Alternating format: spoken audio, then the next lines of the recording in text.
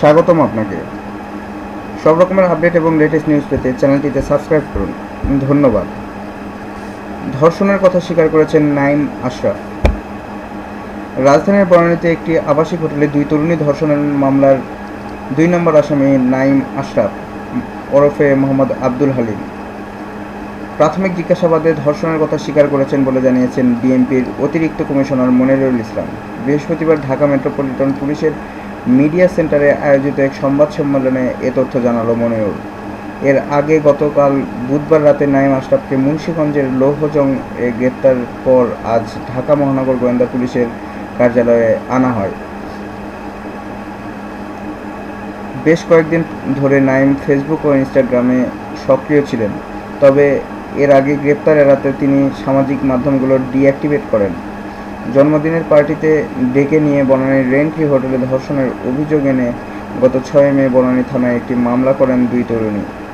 মামলায় 5 জনকে আসামি করা হয়। আসামিরা হলেন আপন জুয়েলার্সের মালিকের ছেলে সাফাত আহমেদ, নাঈম আশরাফ, সাদমান সাকিব, সাফাতের গাড়ি চালক বিল্লাল ও দেহরক্ষী আবুল কালাম আজাদ। মামলার এজাহার থেকে জানা যায় যে গত 28 মার্চ সাফাত আহমেদের জন্মদিনের দাওয়াত দিয়ে তাদের বনানী কে ব্লকের 27 নম্বর সড়কের 49 নম্বরে রেন্ট্রি নামের হোটেলে নিয়ে যায়। সেখানে দুই তরুণীকে হোটেলের একটি কক্ষে আটকে রেখে মাথায় অস্ত্র ঠেকিয়ে ধর্ষণ করে সাফাত ও নাঈম। এ ঘটনায় সাফাতের গাড়ি চালক বিল্লালকে দিয়ে ভিডিও করানো হয় বলে উল্লেখ করা হয় এজাহারে। এছাড়া এই অন্য দুইজন এই কাজে সহযোগিতা করেন বলে মামলায় উল্লেখ করা হয়।